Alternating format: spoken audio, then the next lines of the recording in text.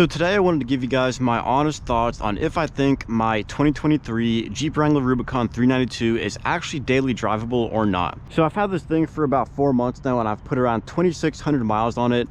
A little bit of highway driving, city driving, as well as some minor off-roading as well. And it's been a whole bunch of fun. It's been an absolute blast driving this thing pretty much anywhere that I want to. And that's the main thing that I love about this Jeep here, is that I can drive this literally wherever I want. It doesn't really matter what I'm doing, what kind of fun I'm planning to have. This Jeep right here is fun for any type of driving. So if you step in here, let's go ahead and just talk about the Jeep briefly here. So obviously when it comes to daily driving, one of the main factors that people like to talk about is, of course, fuel economy. So with a 392, obviously it has that huge 6.4 liter V8 Hemi, 470 horsepower and 470 pound-feet of torque. So obviously you probably know exactly where I'm going with this. The fuel economy is definitely not great whatsoever. So the fuel economy that I get with this Jeep right here averages around 13 or 14. And like I said, that is with city driving as well as highway driving, with some little off-roading as well mixed in there. And on top of that, this thing also weighs around 5,100 pounds and it's shaped like a brick. So with everything that I just mentioned there, obviously that pretty much explains the fuel economy and why it's, you know, not the greatest. So of course, if you are looking for a better, more fuel efficient Jeep Wrangler, of course, Jeep thought of every type of situation. And of course, they also do offer the Wrangler 4xe, which is of course the hybrid Wrangler for people who, you know, don't really care to have a V8, or they just want better fuel economy, but they still want to keep those, you know, off-roading capabilities that the Jeep Wrangler offers.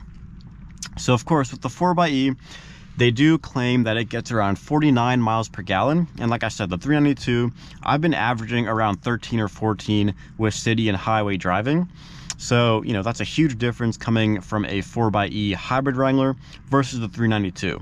Now, obviously, in my opinion, you know, I decided to get a 392 because I absolutely love having a V8 and I love having a Wrangler with those off-road capabilities as well. I've said this many times in many of my previous videos, but this Jeep really is the best of both worlds and is, you know, one of my favorite vehicles that you can buy today. And luckily you still can buy these things. They did continue to make the 392 Wranglers even for 2024. And I was completely convinced that they would definitely get rid of the V8s after 2023. At least that's what Dodge is doing with the Challengers and Chargers, unfortunately. But luckily, Jeep is not doing that just yet. So if you're one of those people who actually cares about having good fuel economy, then the 392 probably will not be a very great choice for you to daily drive. Now, if you love Jeeps and you love V8s and you love hearing that V8 rumble every time you drive this thing, then it's going to be an absolute blast to drive this every single day around the city, in the highway, and then you can just take it off-road wherever you want as well. So for those types of people, for sure, it's going to be an amazing daily driver. I've definitely had, like I said, a blast driving this thing on the roads, on highways, literally anywhere, like I said. That's one of my favorite parts about this Jeep coming from a Challenger Scat Pack, is that, you know, like I said, you can literally drive this thing anywhere. Plus, you also have the fun factor of the on-road driving with that 392 Hemi as well. So like I keep saying, best of both worlds with this Jeep. So like I said, in terms of fuel economy, probably not the best daily driver, but if you can get past that, then it definitely is a blast to have fun with. If you're getting a 392 Wrangler, then you probably already know about that, and you're for sure not getting a V8 Wrangler for the fuel economy. Moving away from the fuel economy, let's go ahead and talk about some other aspects that make a good daily driver. So let's go ahead and hop in the passenger seat and kind of talk about the inside space and comfort. So first thing that I noticed whenever I first hopped into my 392 here for the first time is that it kind of felt like I was sitting in a shipping container. Now, if you guys are familiar with Jeeps, then you probably know that the rooftop of any Wrangler is not very insulated. Now, of course, some of them do come with like little, you know, fabric inserts or whatever you want to call them, but it's basically, they call it a headliner, but it's not like a real headliner that you would find in an actual practical car, because in Jeeps, they call it a headliner, but it doesn't cover up the entire roof. So right here is an actual aftermarket headliner that I installed. I do have an install tutorial on this headliner if you guys want to check it out on my channel. Even if you do get the headliner from the factory, it's not going to look as good as this, and it's not going to function as good as this either. So even with this full headliner installed here, it does still somewhat give you that like echo feeling, like if you talk here, and it kind of just feels like you're in a shipping container still. And of course, it's not as bad as it used to be before I actually got the headliner installed. Back then I just had the full like bare ceiling, so literally no insulation whatsoever, just the fiberglass roof. It's not as bad as it used to be, of course, but I do still get some road noise even with this headliner installed. So I'm not really sure how great of an insulation job it does. I know a lot of people on YouTube have said that it makes a huge difference, but you know, to me personally, I haven't noticed a huge difference. I have noticed a small difference, but you know, I definitely wouldn't call it huge. The biggest difference for me personally was just how it looks, just the appearance of the roof.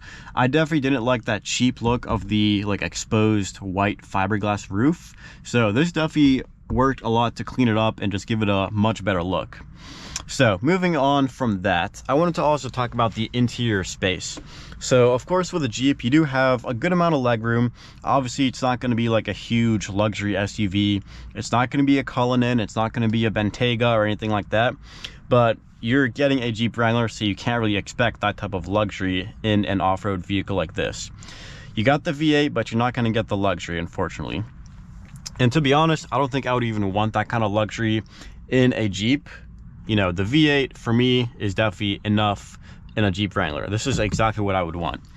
So going back to the actual like legroom and space, it's amazing. If I close the door here, you can see I have a good amount of room to, you know, stretch my legs a little bit, not fully, but of course I can still move the seat all the way back. And then, you know, I can't even reach like the other end of the floor right there with my leg completely extended. So this is not how I would sit, because then the passenger in the rear would not have too much leg room, but as you can see, there still is a good amount left with the passenger seat completely in the rear position. So moving back here, this is probably how I would sit normally. So you can see I have a few inches of leg room right there in my knees. You can move it back a little bit more here and just have some more leg room. So overall, sitting here in the passenger seat, it definitely does feel comfortable for me. Just one complaint that I know a lot of people have and a lot of people don't have, you know, there's definitely many different opinions on the subject, but the fact that you can't get automatic or like electric power adjusting seats in a, you know, the best Wrangler you can get is kind of a surprise to me. I definitely would have expected to have that, but I know for the 2024 production year of the Wrangler 392, you definitely do have those automatic and electronic adjustable seats. So here you do have this little strap here. So just pull that, and that adjusts the backrest here. So if I pull that, I can move forward or backward however I want. So, you know, obviously it's good to have those adjustability settings. Now for the rear seats, let's go ahead and hop back there and kind of see what it feels like in the rear to be a passenger. One thing I did want to mention before we actually get in here, what I just noticed again, is that this little portion of the Wrangler, it's like this with every Wrangler, not just the 392, but this portion kind of sticks out a lot more. And the seat, the rear seat here is kind of like far forward compared to where the actual opening is. So if you look at the door here, you kind of just have to go like at a diagonal angle that way, so you don't hit this little body panel right here, and so you don't hit the seat right there as well. So that's just like a little minor inconvenience, but you do have this grab handle right here to kind of help pull yourself up, and you really do have to pull yourself up, especially in a 392 with the Extreme Recon package, because it definitely did surprise me how high off the ground this thing was. I literally have to jump into it whenever I get in. So let's do a quick example here. So get into the passenger side rear and here's how I would be sitting. So of course I had the front passenger seat adjusted how I would sit, and of course I do have, you know, a good amount of leg room here. Just one complaint, and this is a pretty common complaint with Wranglers, is that the rear seats do not have any kind of adjustability. The rear is a complete bench seat here, as you can see, and I do have my camera backpack here as well, so you can kind of get some more storage back here if you don't have passengers, of course. But yeah, like I said, no adjustability whatsoever in the rear, which is kind of a, you know, a downside of the Wranglers in general. But you know, like I keep saying, you're not gonna get a Wrangler for the comfort of it. So, you know, middle section here has some cup holders. You can push this back and have a third seat in the middle. So obviously you do have 5 total seats in the total Jeep here. Now in the back here, you do also have these AC and heating vents. In the center, you do have a 115 volt AC power right over here. And then you also do have 2 USBs and then 2, I believe, USB-Cs. That's what they're called, I think. You do also have your window controls right here as well in the middle, just like you do in the front. So, you know, obviously definitely does have a very rugged look like you would expect from a Wrangler.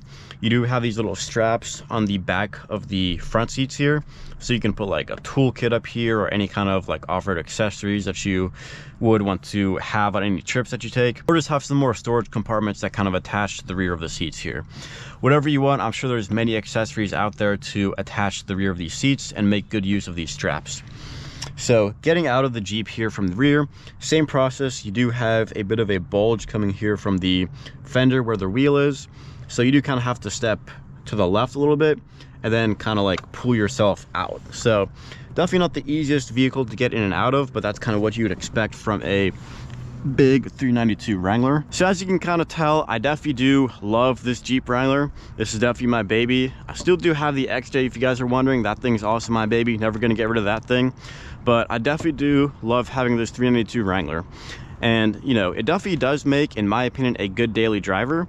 But for people who actually care about those little like small inconveniences, like getting in and out of this Jeep, you kind of have to jump up, and kind of avoiding this little bulge in the seat where the fender comes out. Just little things like that are things to look out for and actually take into consideration if you are planning to daily drive a 392 or any Wrangler for that matter. Now, not all Wranglers, of course, have bad fuel economy. That option right there is just reserved for the 392. But let's go ahead and take a look at the rear trunk space here. So, of course, you do have a good amount of space here. You do have your roll cage right here as well. So you can take off the entire roof and still have this roll cage right there. In the back, you do have a 12-volt DC electronic right there. And of course, you do have your Alpine subwoofer back here. This comes standard on the 392 trim. And then of course, you can also fold down the rear seats and give you some more cargo storage right there. Let's go ahead and do that. And I can give you guys a quick example. So this right here is going to be a 60-40 split. Let's go ahead, fold that down. So let's go ahead and get a good look at how this looks from the back. You can see how much cargo space we have. I'm sure I could, you know, make myself fit to actually sleep in here, you know, so whenever, if I go camping, I definitely would like to try and, you know, sleep in the back of my Jeep. I think that would be very cool to do that. Let me know down below if you guys would actually want to see a video on that, because I definitely do think I would like to try that at some point. So folding the seats back up here, the headrests do automatically come down whenever you pull the seats back with this little lever right here. And then if you just want to lower the headrest without actually lowering the seat, then you can pull this little smaller lever on the right side, and that'll lower the headrest just like that. It just makes it a little bit easier for the driver to be able to see out of the rear view mirror. So seats, of course, like I said, very comfortable. Only downside there is that you can't actually adjust the rear. I personally haven't had any issues with cargo space. Like I said, you do have a good amount of room here, and I do think I could make myself sleep in the back here with the rear seats folded down. I also wanted to give you guys a look at how the headliner turned out here in the trunk section. Definitely looks very good in my opinion. And yeah, it's not really sagging as much as I thought it would be either. I do have those 3M adhesive strips kind of holding it on there. So let's go ahead and close this thing up and actually take it for a drive now and talk about how it actually drives. So hopping into the 392 here, obviously, like I said, I do have to jump up into it. And then obviously my personal favorite part of this entire 392 Wrangler is this right here. That sound right there is literally the entire point of getting a 392 Wrangler. There's really no other point of getting a Jeep like this, except for that sound. Now, if you aren't a fan of a V8, which I don't know why you wouldn't be, you can actually hit this button right here and it'll actually make the sound a lot quieter. So it does have exhaust valves. Hit this little button right here. And you can probably hear on camera, but it did get a lot quieter. So, you know, if you have neighbors that get angry sometimes if you start this loud Jeep up, then you can just start it up with that button, and then you can press this button again And you probably heard that again, but you can definitely hear that the exhaust did get louder. It did give it like a more bassy sound, a more rumbly sound. It just sounds very good. Now, one thing about those exhaust valves that I wanted to mention is that if you do close the valves and then shut the Jeep off, the next time you go to actually start the Jeep, it'll start up with the valves open, but then after like a second or so, it'll automatically close the valves up. So the valves are always going to be open on startup, but if you do shut them before shutting the Jeep off, then they will automatically close up right after you start the Jeep. And also, if you do have the valves closed and you are accelerating at a rapid rate of speed, then the valves will automatically open up. So of course, I like to drive with the valves open so I can hear that big V8. Let's go ahead and put this thing in drive. And you do have paddle shifters here, so if you do like to have fun driving this thing, it definitely does make it a lot more fun. Now, one thing I wanted to mention, whenever you first start driving this thing, like I said, it weighs 5,100 pounds. You definitely do feel the weight of this thing. So you do have to be careful going around turns. Although this thing does have a 392, it's not built for twisty roads and it's not made for handling.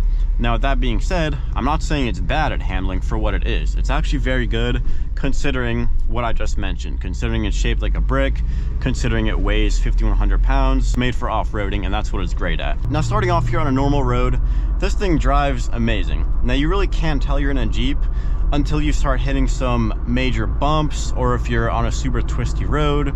And especially with a 392, you really can't tell you're in a Jeep just according to the acceleration or the braking ability or inability for that matter. Now, most Jeeps are known for not having very good brakes or very good acceleration. Obviously, with a 392, you do have very good acceleration and good braking as well. We got a turn coming up here. I want to demonstrate the handling ability. So it's really not bad at all for a Jeep. Got a turn coming up here as well. Now, obviously, you're not going to be able to take turns super fast, but you definitely can still have fun with on-road driving with a 392. Now, back to the whole acceleration and braking part that I was talking about. That actually makes this Jeep a lot safer than any other Jeep. If you're able to accelerate faster, and if you find yourself in a situation where you do have to accelerate fast to avoid an accident, then you're more than able to do that with a 392. Now, if I can just demonstrate that here, you know, maybe a little quick, it's safe to do so.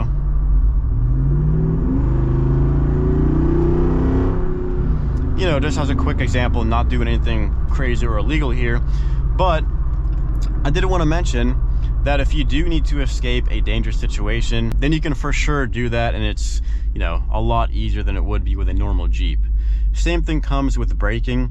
If you do need to brake very hard, then this thing does have upgraded brakes comparing to any other Jeep out there. So it does make it a whole lot easier to, you know, escape dangerous situations, avoid accidents with this 392, you know, compared to any other Jeep out there. So upgraded brakes, much better acceleration, makes this thing a very good daily driver in my opinion. And, you know, going back to the whole like comfort thing, this thing obviously has very good room. You know, in the driver's seat here, I do have a lot of leg room. I have a lot of space around me here as well. And I do like the layout of the entire Jeep here as well. So, you know, I can easily see my mirrors, everything like that. I don't know if you guys heard that, but we just hit something. There was some kind of debris in the road that I ran over. Obviously, nothing for the Jeep because I don't have to worry about anything. You know, I got those huge all-terrain tires, those BF Goodrich KO2s, 35 inches with the Extreme Recon package.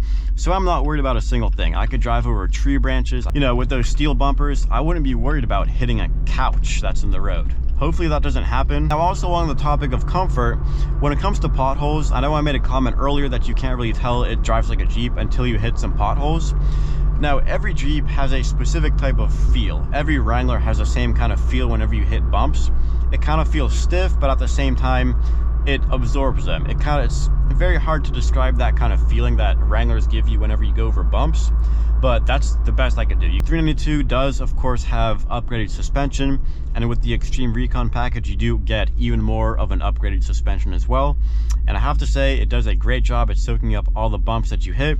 I literally don't have to worry about hitting any kind of potholes or any kind of bumps, driving over speed bumps. And as you guys know, back when I had the Challenger, I was always super cautious, super paranoid about where I was driving.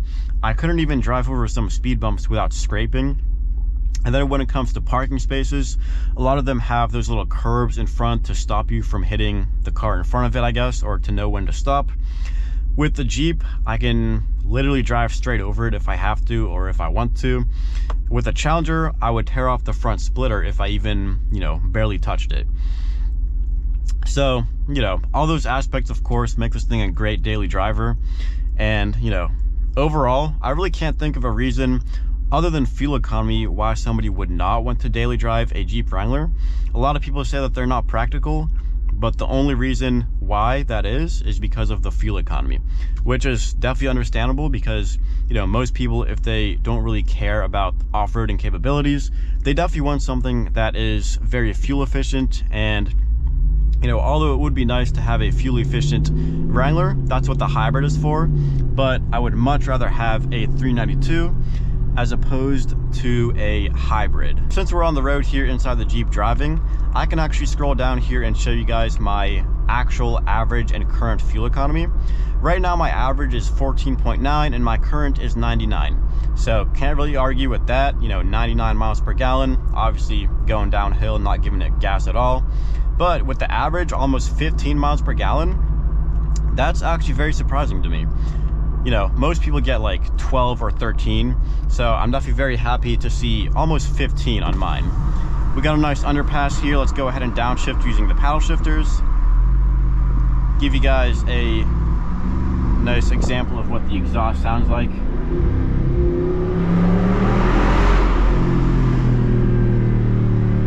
All right, second gear right there, downshift to first.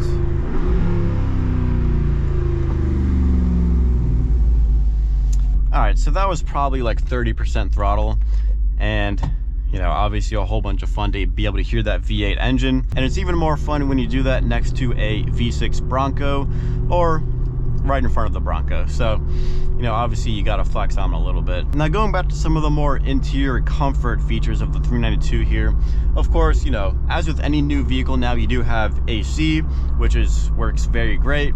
And one downside is that you don't actually have cooled or vented seats.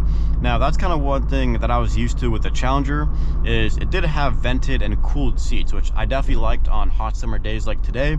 But of course the AC does its job very well as well. You do have heated seats, so that's definitely very useful and helpful for the winter. You do also have a heated steering wheel here as well. So, you definitely do have all the comforts of, every practical vehicle out there, just not those vented seats. Now, something else I wanted to mention here is that since this Jeep is absolutely huge, sometimes I do have trouble seeing over the front hood, especially if I'm getting close to something that's in front of my Jeep. So luckily, with the 392, you do have an option to add a front camera. Unfortunately, I did want to get the front camera, but at the time that I ordered my 392, that option was not available for some reason. So I was not able to actually get a front camera. Now, I don't know how often I would have actually used it, but there definitely are times where sometimes if I'm parking in a tight parking garage, sometimes I just like to walk out in front of my Jeep and just see how close I got or how much farther I can drive. Now in normal situations, if there's like a curb or something that I'm worried about hitting, and instead of just walking out and seeing how close I can get, I just drive right up to it and see when my Jeep stops, because I don't have to be worried about, tearing off the front splitter like I had to be worried about with the Challenger. And I've personally never used this feature, but it does also have adaptive cruise control. So if you're on the highway driving for an extended period of time, then, that feature definitely would be useful.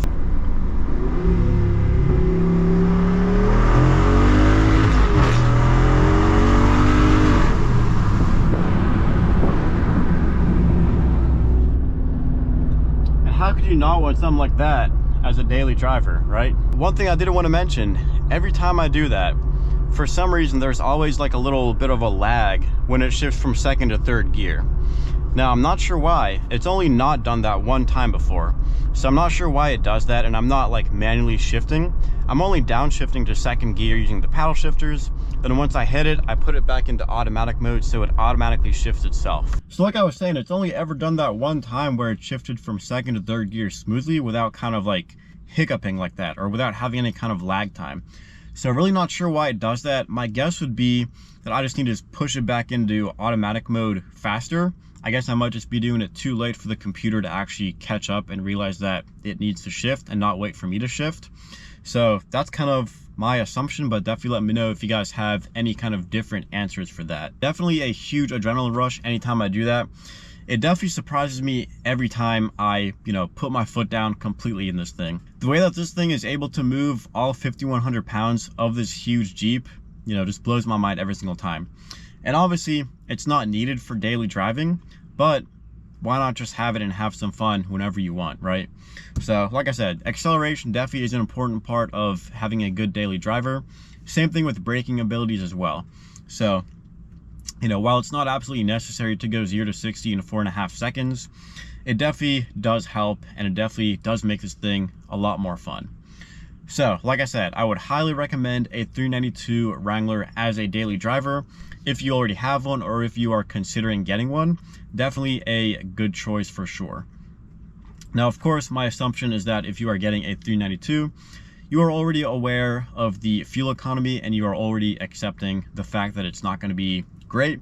But like I said, I get around 15 average miles per gallon. And that's definitely something that I can live with as long as I have a V8 under the hood of my Wrangler here. So if you guys have any kind of questions whatsoever, definitely drop those down in the comment section below, and make sure to subscribe for some more 392 and XJ content.